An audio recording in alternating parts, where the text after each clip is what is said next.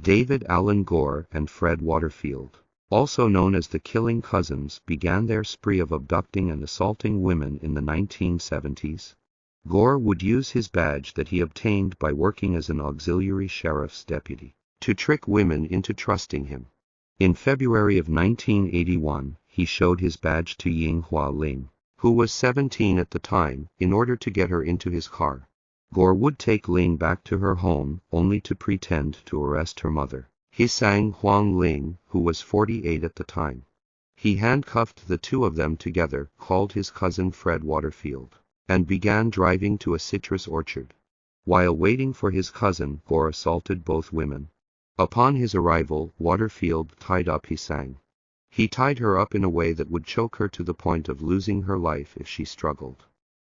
Waterfield assaulted and ended the life of Ling, then told Gore to dispose of the bodies. On July the 15th of the same year, Gore abducted Judith K. Daly. He pulled out a firearm and handcuffed her. He then called Waterfield and met up with him at the citrus orchard where they had previously been with their last victims. They proceeded to assault and unalive Daly before feeding her body to some alligators in a nearby swamp. Gore would spend time in prison when officers found him in the back seat of a woman's car with a firearm, handcuffs, and a police scanner.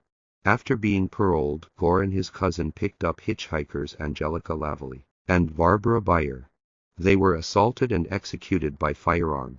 The cousins would dismember Barbara's body and discard Angelica in a canal.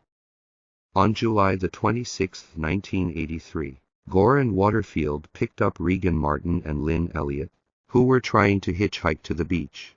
Once the girls were in his vehicle, Gore took a firearm out of his glove compartment and handcuffed the girls. Waterfield proceeded to drive them to Gore's parents' house.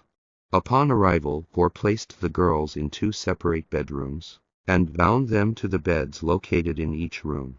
Regan has stated that Gore forced her to perform sexual acts on him while threatening her with her life. She also heard Gore telling Lynn to shut up or he would end her life. He went from room to room assaulting the girls. Regan said that she heard a firearm going off at one point while Gore was out of the room. She would later find out that those sounds were in fact Lynn's life being ended by Gore as she tried to escape. A young boy named Michael Rock happened to be riding past on his bicycle and witnessed the crime. He would later testify against Gore in court.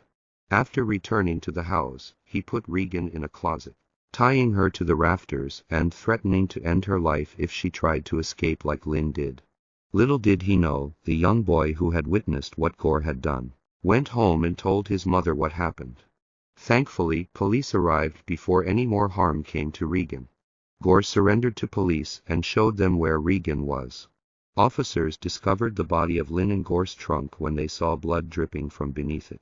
She had firearm wounds to her head and jaw. In 1984, David Allen Gore was sentenced to death for the unaliving of Lynn Elliott. That sentence would be overturned but reinstated in 1992. He was executed by lethal injection on April 12, 2012. At the Florida State Prison in Rayford, Florida. He was 58 years old. Fred Waterfield remains incarcerated on a conviction of 2 counts of first-degree unaliving. He's serving a life sentence with a minimum of 50 years. He's currently 70 years old. There is no punishment harsh enough for these 2 monsters. I hope all of their victims are at peace now, and I hope Regan was able to move past her trauma and live a happy life. Thank you for watching.